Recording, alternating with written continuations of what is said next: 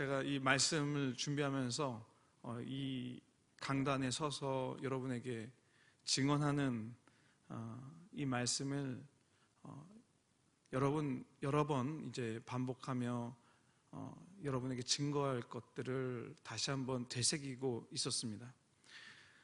그 가운데서 우리가 지난 11개월 동안 우리 철원교회에 주신 하나님의 은혜들을 생각해 보게 됐습니다. 지난 모든 사역들을 한번 생각해 보세요.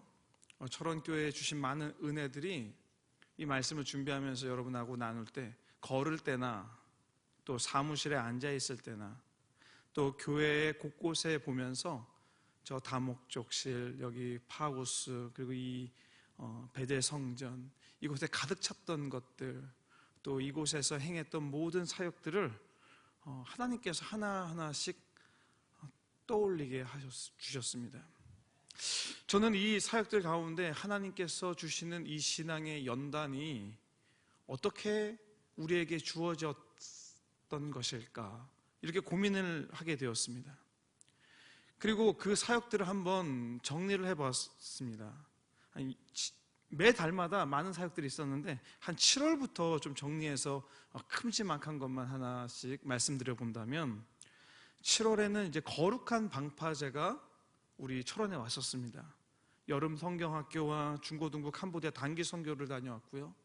8월에는 청년부 수련회가 있었고, 철원 서지방에 연합성회가 또 있었습니다. 감리교 신학대학교 채플 콰이어가 우리 교회에서 합숙을 또 했습니다. 또 9월에는 총동원 전도 선포를 했고요. 153 도고기도회와 교회 설립 70년사 출판과 철원 감리교회 이야기사 출판의 이제 준비가 담임 목사님 중심으로 들어갔습니다. 그리고 제5회 군 찬양제가 있었고, 10월 달에는 교회 설립 70주년 기념 예배와 출판 기념 예배, 그리고 홈커밍 데이가 있었습니다. 그리고 대망의 총동원 전도 주일에 1046명의 초청자를 기록했습니다.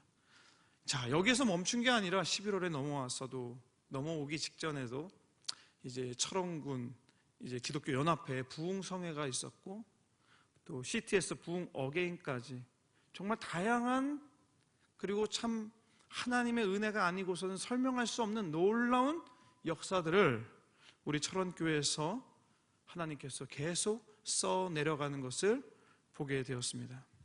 저는 매달마다 이 철원교회와 그리고 담임 목사님의 리더십, 또 우리 성도님들의 연합됨을 보고서 놀라고 또 놀라지 않을 수가 없습니다. 한 번은 아내와 이런 이야기를 했습니다. 우리가 목회를 하면서 지난 1년 반 동안 평생 목회에서 만나지 못할 일들을 하나님께서 이곳 철원에서 만나게 해주신 게 아닌가, 서로 보면서 정말 놀라는 겁니다. 어떻게 이런 일이 가능할까? 어떻게 이런 사역들이 가능할까? 저는 지난 1년 반 동안 놀라고 있지만, 여기 계신 분들은 아마도 매해마다 늘 해왔던 것, 또 계속 경험해 왔던 것일 수 있겠지만, 저에게는 매우 놀라운 경험이었습니다. 이 사역이 어떻게 가능할까? 저는 기도하면서 이 모든 사역들은 하나님의 성령이 아니고서는 설명할 수 없다, 저는 이렇게 믿습니다. 아멘이십니까? 자, 그렇다면 이 성령의 역사를 그냥 지나치지 않고 우리가 어떻게 하면 우리 안에 이 성령의 역사와 이 불길을 더 오래, 그리고 더 지속적으로 해나갈 수 있을까? 그 말씀을 오늘 이 본문의 말씀을 통해서 여러분과 함께 살펴보려고 합니다. 사실 여러분은 이미 이 성령의 마음이 충만히 있다고 저는 믿습니다. 성령에 관하여는 우리가 수도 없이 많이 듣고 우리 마음에 새기고 성령 충만하기를 간절히 늘 기도해 왔습니다. 그럼에도 불구하고 여러분이 가지고 있는 또 성령 충만하기를 간구하는 마음을 오늘 말씀을 통해서 다시 한번 확인하고 확신 있는 신앙이 되기 위해서 이 시간에 성령 충만한 신앙이라는 제목으로 여러분과 함께 은혜를 나누길 원합니다. 자, 첫 번째는 따라합시다. 너희 가운데. 너희 가운데. 자, 너희 가운데라고 하는 첫 번째 키워드를 여러분에게 드리고 싶습니다. 사도행전 6장 3절에 있는 말씀을 함께 합독하겠습니다. 형제들아, 너희 가운데서 성령과 지혜가 충만하여 칭찬받을 사람 7을 택하라. 우리가 이 일을 그들에게 맡기고. 자, 이 말씀을 해석할 때는 여러 목사님들이 이 칭찬받을 사람 7에 초점을 맞출 때가 많이 있습니다. 그러나 저는 그 앞에 있는 성령과 지혜가 충만한 사람 7이 아니라 그 앞에 있는 너희 가운데라고 하는, 가운데서라고 하는 키워드를 여러분에게 드리고 싶습니다. 성령과 지혜가 충만한 사람들이 어디 있는가? 어디 있습니까? 너희 가운데서 찾으라는 겁니다. 너희 가운데 이 성령 충만한 사람이 있다고 하셨습니다. 오늘 저는 이 너희 가운데가 우리 안에, 이 가운데 있다고 확신합니다. 할렐루야. 자, 그렇다면 누가 우리 가운데, 너희 가운데, 우리 가운데 성령과 지혜가 충만할까? 누가 충만한 사람입니까? 옆에 한번 보셔요. 누가 성령 충만하신 분인지 한번 보셔요. 안 보셔도 아시죠? 따라합시다. 내가 성령 충만해야 한다. 할렐루야. 맞습니다. 제가, 바로 내가, 우리가 성령 충만해야 합니다. 저는 지난 몇 달 동안 유심히 관찰한 한 분이 있어요. 우리 교회 가운데. 그분이 누구냐? 우리 교회 오케스트라에서 헌신하고 있는 정세영 집사님입니다. 정세영 집사님이 은혜를 받으면서 모든 사역을 열심히 하고 있는 거예요.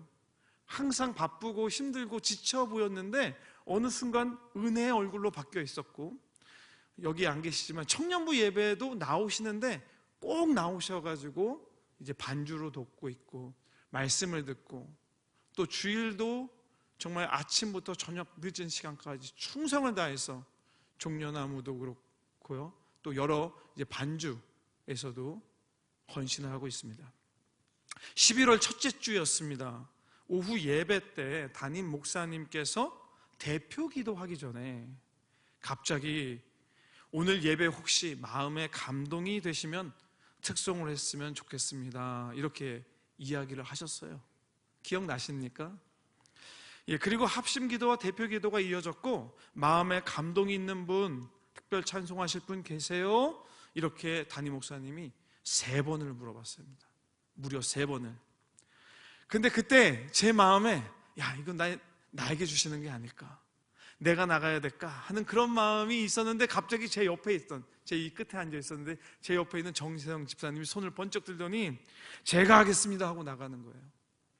그리고 정세영 집사님이 찬송가 찾지도 않고 바로 찬송가 279장 인내하신 구세주여 하겠습니다 라고 하는 거예요. 그리고 이 앞에 가운데 서서 인내하신 구세주여 내가 비오니 죄인오라 하실 때에 날 부르소서. 이렇게 그의 신앙의 고백을 하나님께, 또 여러분 앞에 선포하며 찬양을 했습니다. 자, 정세영 집사님이 첼로와 바이올린으로 하나님께 영광을 돌렸던 모습과는 다르게 집사님의 목소리로 하나님께 찬양을 드리는 것들을 제가 그 순간에 보면서, 기울이면서 그 은혜에 빠져드는 시간이었습니다. 그때 인내하신 구세주여 이 찬송 시를 다시 묵상하고 그 은혜에 빠졌습니다. 담임 목사님께서 요청하실 때 뭐라고 하셨느냐? 마음에 감동이 오시는 분이라고 했습니다. 마음에 감동이 오시는 분. 우리 가운데, 너희 가운데에 마음에 감동이 오시는 분, 그 감동이 있는 사람, 바로 성령과 지혜가 충만한 사람, 그 사람이 오늘 이 말씀의 사람, 오늘 우리가 따라가야 될 사람인 줄 믿으시기 바랍니다. 그 믿음의 사람, 감동 있는 사람이 어디 있습니까? 바로 우리 안에, 너희 아내가 바로 우리 아내죠. 우리 안에 있는 줄 믿으시기 바랍니다. 다른 사람이 아닙니다. 오늘 내가 은혜를 받는다면, 성령 충만한다면 그 감동의 사람이 바로 내가 될 수 있고 내가 되어야 한다는 말씀입니다. 자, 그렇다면 이 성령은 누구에게 어떻게 받게 될까요? 이 성령은 누구에게서 어떻게 받게 될까요? 저는 이 성령 받는 사람들에게, 이 많은 분들, 성령 받으신 많은 분들의 특징들이 있습니다. 우리가 잘 알고 있는데 그것을 따로 정리하지는 않아요. 그렇지만 오늘 한번 제가 정리를 해보려고 합니다. 몇 가지 단계를 통해서 여러분에게 짤막하게 설명을 드리고, 또 이 설명과 이 설교 가운데서 내 자신의 신앙을 돌아보시는 시간 되시길 주님의 이름 축원합니다. 나에게 있어서 혹시 성령의 역사가 지금 어디쯤에서 일어나고 있는지, 혹은 아직 일어나지 않고 있는지, 혹은 이전에는 일어났는데 지금 내가 그 성령의 역사와 그 뜨거움이 멈춰 있다면 어느 부분에서 막혀 있는지를 한번 같이 살펴보고 주 성령으로 거듭나는 삶으로 나아가는 저와 여러분 되시기를 주님의 이름으로 축원합니다. 자, 성령을 받기 위해서 첫 번째 따라합시다. 믿음의 고백. 자, 믿음의 고백이 필요합니다. 우리는 무엇을 믿습니까? 누구를 믿습니까? 누구를 믿죠? 맞습니다. 예수 그리스도. 우리 구주 예수 그리스도를 믿고, 예수님은 나의 구주가 되시며 나의 모든 죄의 문제를 해결해 주신 하나님의 아들이십니다. 할렐루야. 이렇게 우리가 믿습니다. 그래서 이 믿음을 우리가 어디에서 발견하느냐? 사도행전 16장 30절과 31절에 우리가 이 믿음의 말씀을 따라가게 됩니다. 사도행전 16장 30절입니다. 함께 합독합니다. 그들이 데리고 나아가 이르되 선생들이여 내가 어떻게 하여야 구원을 받으리까 하거늘 이르되 주 예수를 믿으라 그리하면 너와 내 집이 구원을 받으리라 하고. 자, 어떻게 구원을 얻느냐라고 묻습니다. 간수가 바울과 실라에게 묻습니다. 그랬더니 이렇게 대답합니다. 주 예수를 믿어라 그리하면 너와 내 집이 구원을 받으리라. 이 믿음의 고백이 성령을 받는 첫걸음이 되는 줄 믿으시기 바랍니다. 주 예수를 믿으라 그리하면 너와 내 집이 구원을 받으리라. 우리는 주 예수 그리스도를 믿습니다. 그런데 이 믿는다는 게 여러분 말로 해서 되는 건가? 어떻게 믿어야 하지? 고민이 됩니다. 아니면 내가 이 모든 상황을, 예수님이 나를 위해서 십자가에 달리시고 죽으시고 부활하셔서 부활의 첫 열매가 되셨다는 그 지식을 이해함으로써 내가 구원받을 수 있는가? 믿음의 방법에 대해서 다시 한번 고민하게 되는 겁니다. 근데 이 고백을 했을 때 내가 정말 된 건가? 구원을 받은 건가? 하는 그 혼동이 우리에게 옵니다. 그래서 이 믿을 방법을 바울이 우리에게 알려주고 있습니다. 로마서 10장 10절에 있는 말씀입니다. 함께 합독합니다. 사람이 마음으로 믿어 의에 이르고 입으로 시인하여 구원에 이르느니라. 할렐루야. 사랑하는 여러분, 우리가 이 복음을 듣는데 경청을 하면서 듣습니다. 세밀하게 귀를 기울여 듣고 마음에 이 말이 정말 진짜 복음이구나, 예수 그리스도가 나에게 복음이고 진정한 구주시구나, 이것을 알게 되는 거예요. 그래서 주 예수를 믿으라 그리하면 너와 내 집이 구원을 얻으리라, 이 말이 마음에 동의가 되기 때문에 나도 믿겠다는 겁니다. 그런데 이 고백을 다 했는데 내가 구원을 받은 게 맞나? 이런 확신이 들지 않을 때가 있습니다. 그래서 바울은 이야기를 합니다. 이 믿음의 고백을 마음으로 믿어 하나님께서 의를 이루게 하시고, 여기에서 끝나느냐? 이렇게 마음의 동의를 하고 내가 믿는다면, 마음으로 끝난다면 여기에서 구원은 이루어질까? 여기서 끝이 아닌 겁니다. 여기서 한 가지 더 나아갑니다. 입으로 시인하라고 합니다. 할렐루야. 입으로 시인해야 됩니다. 내가 믿었다면, 마음으로 믿었다면, 하나님, 내가 이제는 고백을 하겠습니다. 예수님은 나의 구주 되십니다. 이렇게 고백해야 되는 줄 믿으시기 바랍니다. 이것이 바로 구원에 이르는 방법입니다. 자, 한번 따라해 봅시다. 나는 예수님을 믿습니다. 예수님은 나의 구원자입니다. 한 번만 더 해볼게요. 나는 예수님을 믿습니다. 예수님은 나의 구원자입니다. 할렐루야. 자, 이렇게 고백을 했습니다. 그리고 이렇게 고백하고 입으로 시인하면 구원에 이른다고 로마서에서는 말씀해 주고 있습니다. 자, 다 되었습니다. 지금 마음에 어떠십니까? 아멘? 아멘? 대답 안 하신 분들은 어떤 걸까요?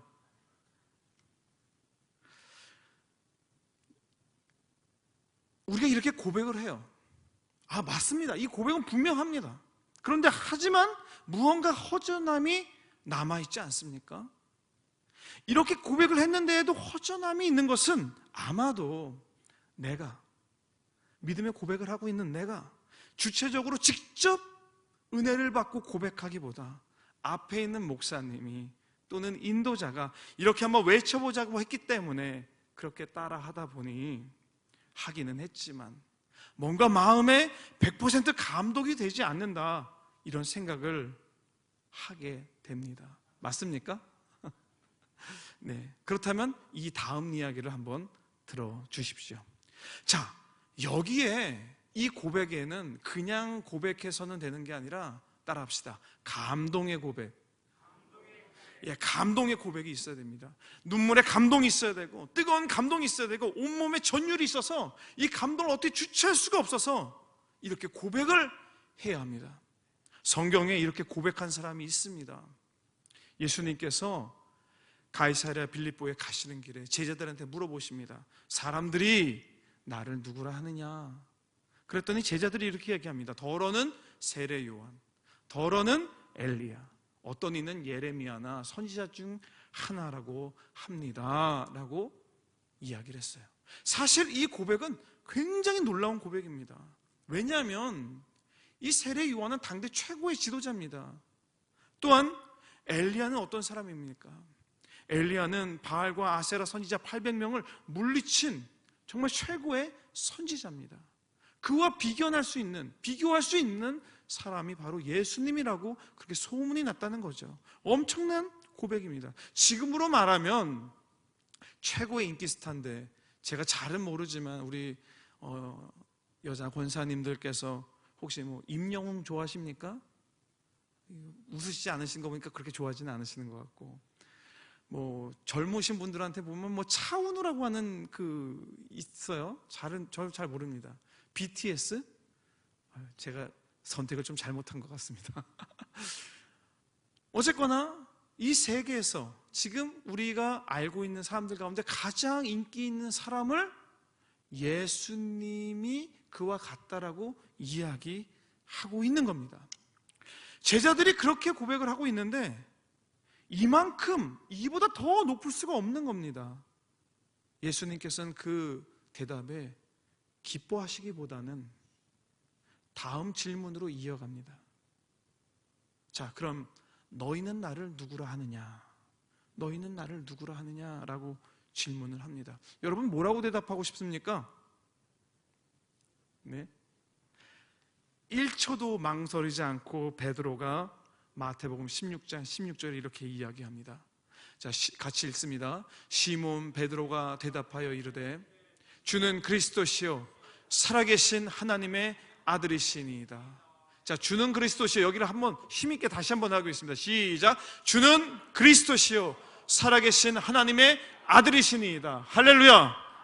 자, 이 믿음의 고백은 그냥 하는 것이 아니라 감동으로 드려지는 믿음의 고백입니다. 이 고백은 베드로에게 누가 하라라고 베드로에게 시킨 게 아닙니다. 마음에 감동이 있고 말할 수 없는 뜨거움과 이 고백을 내가 생각하기도 전에 해야만 하는 강력한 이끄심에 의해서 입에서 터져나온 선포입니다. 사랑하는 여러분, 여러분이 오늘 내가 주님은 예수님은 나의 구주십니다. 이렇게 고백을 했을 때 그 고백에 공허함이 있고 부족함이 있다면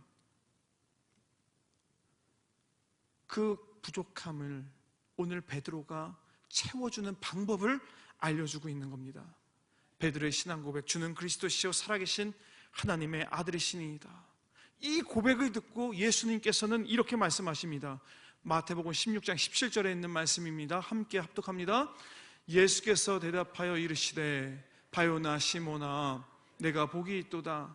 이를 내게 알게 한 이는 혈육이 아니요 하늘에 계신 내 아버지시니라. 아멘. 이 사실을 알게 한 게 누구라고요? 하늘에 계신 아버지. 다른 말로 하면 성령의 감동으로 너가 그 사실을 알았고 오늘 주는 그리스도시요 살아계신 하나님의 아들이시라고 고백을 한 거라고 예수님께서 이렇게 알려주고 계신 겁니다.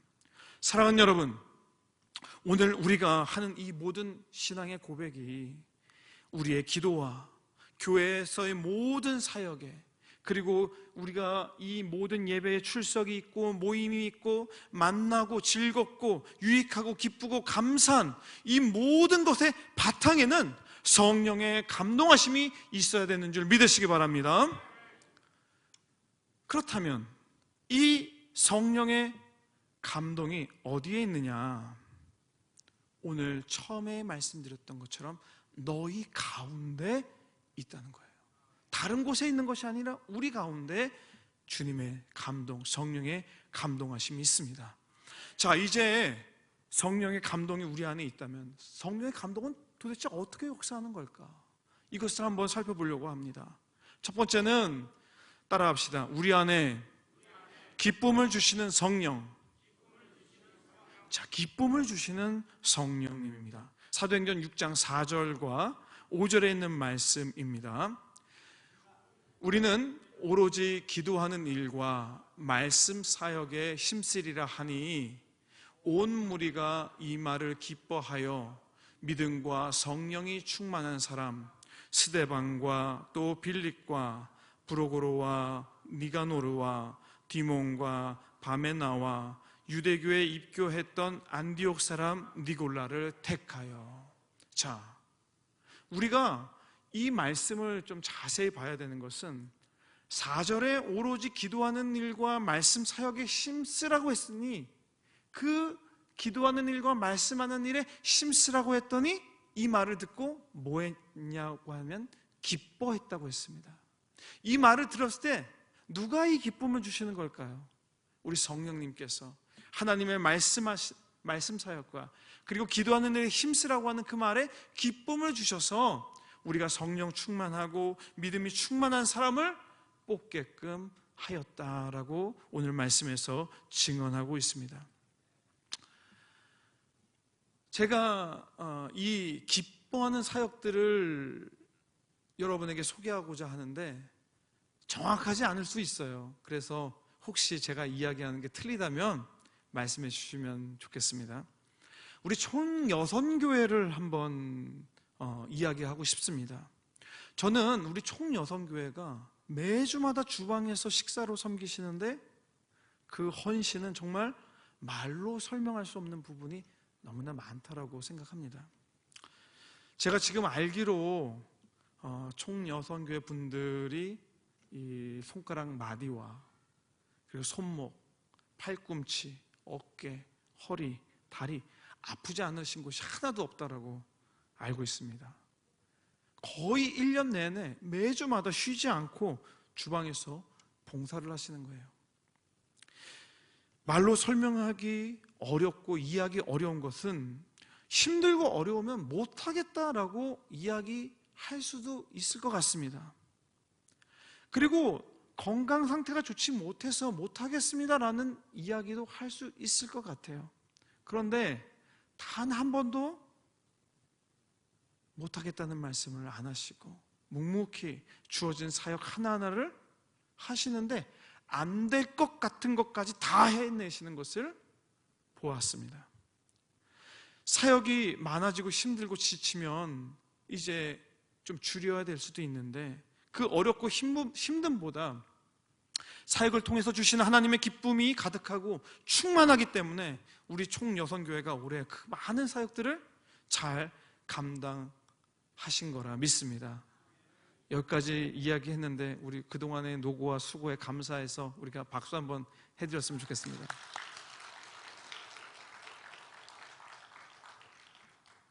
성령님이 주시는 그 기쁨과 감사가 없으면 감당하기 어려운 일이라고 저는 생각합니다.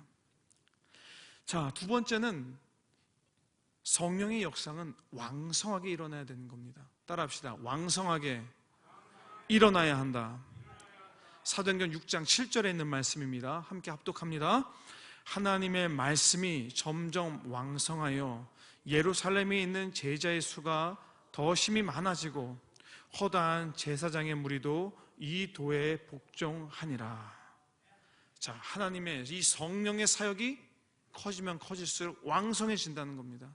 저는 우리 교회 사역이 왕성한 것을 보면 성령이 충만한 것을 우리가 말하지 않아도 알 수가 있습니다. 할렐루야.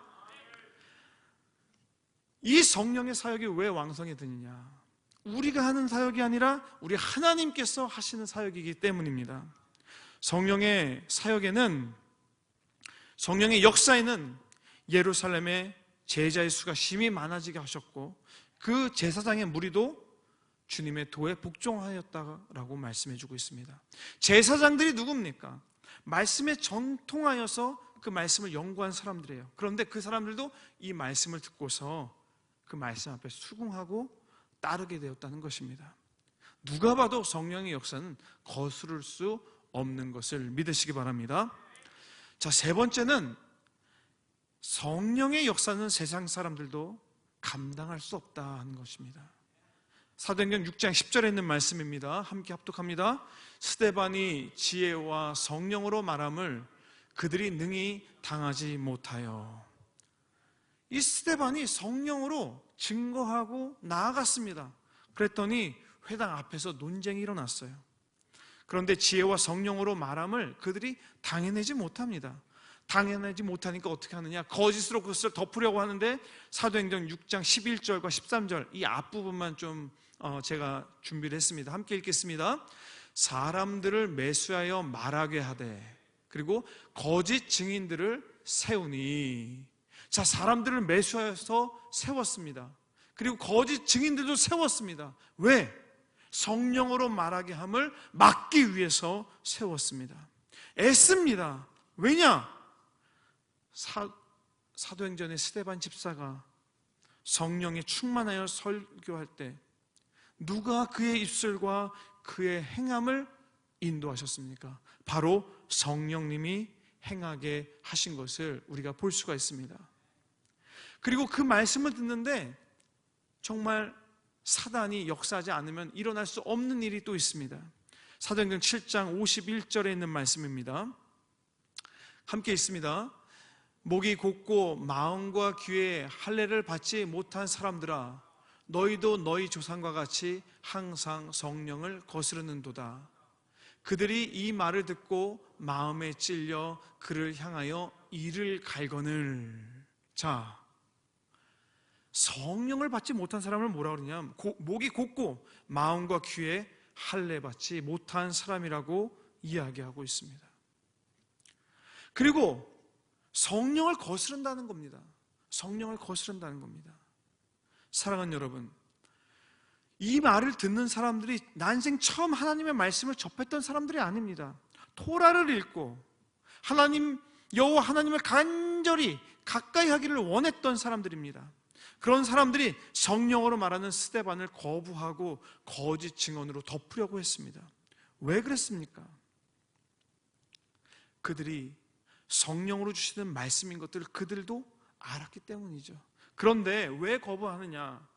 영적으로 이해가 되고 영적으로 알고 용납이 되지만 죄된 육신의 생각과 지금까지 자신들의 위신과 체면 때문에 도저히 따라갈 수가 없었던 거예요.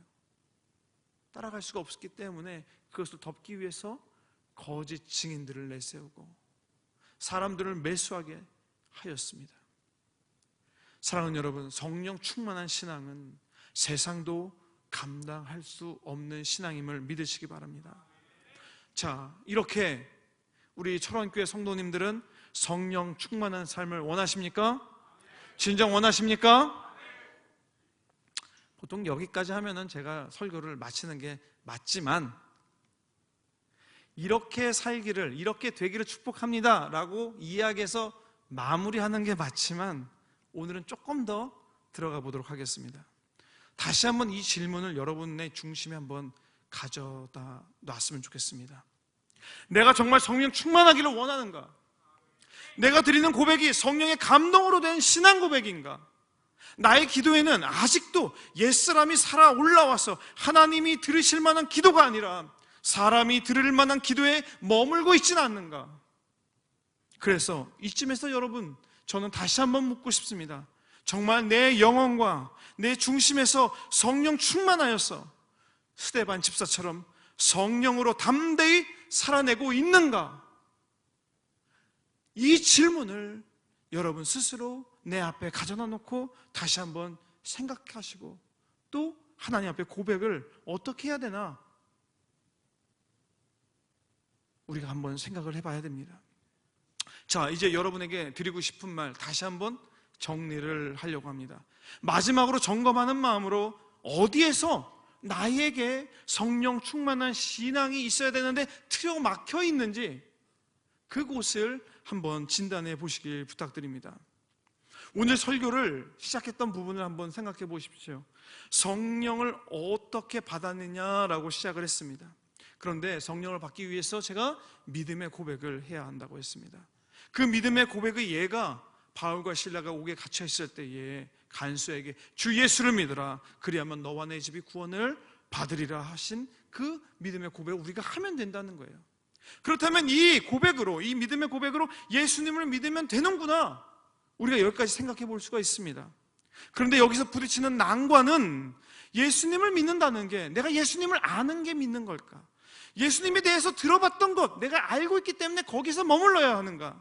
예수님을 내가 영접하면 되는가? 또 영접이라는 게 내 입으로 따라하기만 하면 되는가? 내가 예수님을 믿습니다라고 앞에서 이야기해 주시는 대로 읽기만 하면 되는가?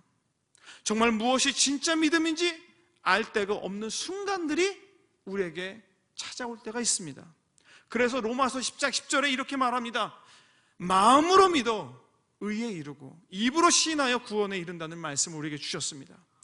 믿음으로 우리가 먼저 받아들이고, 그리고 하나님께서 그것을 의로 인쳐 주셨고, 이것을 제가 마음에서만 멈추는 것이 아니라 입으로 시인하여서 내가 진정 예수님을 나의 삶의 주인으로 선포하고 고백하며 살겠습니다, 이 선포를 내 입으로 시인해야 되는구나 라는 것을 우리가 알게 됩니다.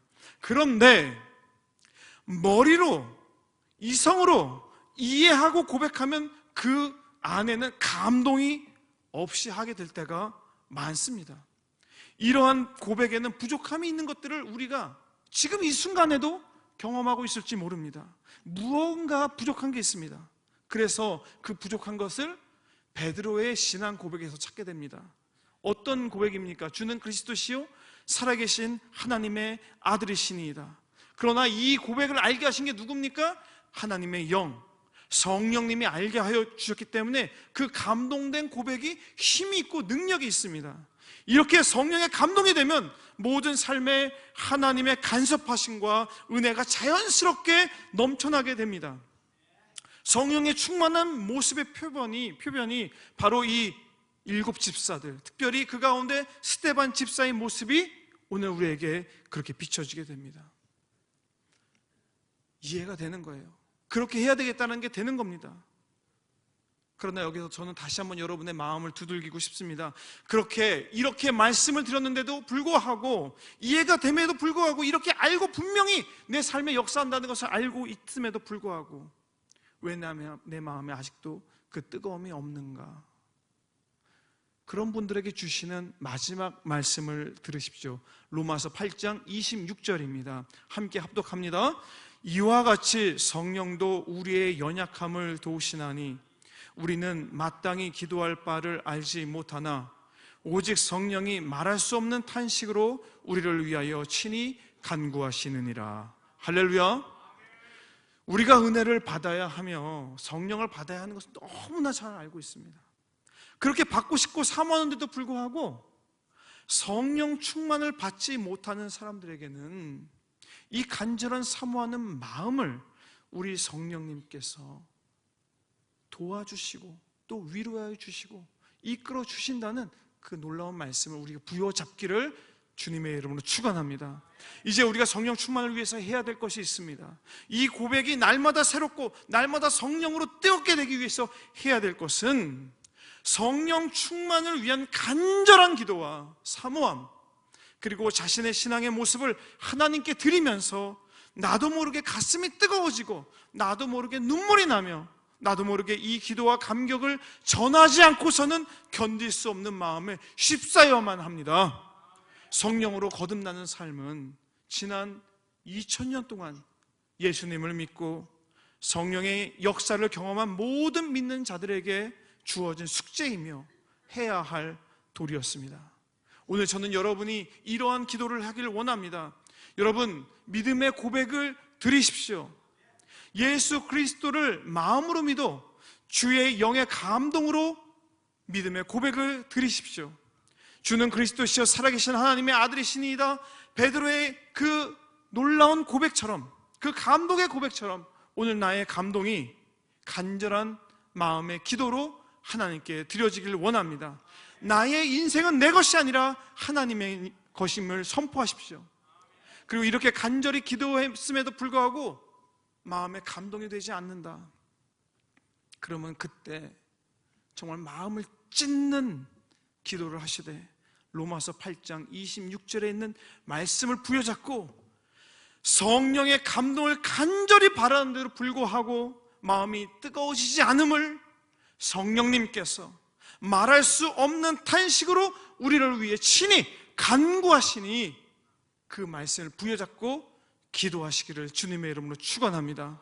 성령 충만한 여러분의 신앙을 위해서 예배 때마다, 기도 때마다 항상 우리 앞에서, 우리 옆에서 함께 하시는 그 성령님께 주님, 제가 성령님 충만하길 원합니다. 간절히 사모하는 저와 여러분 되시기를 주님의 이름으로 축원합니다. 기도하겠습니다.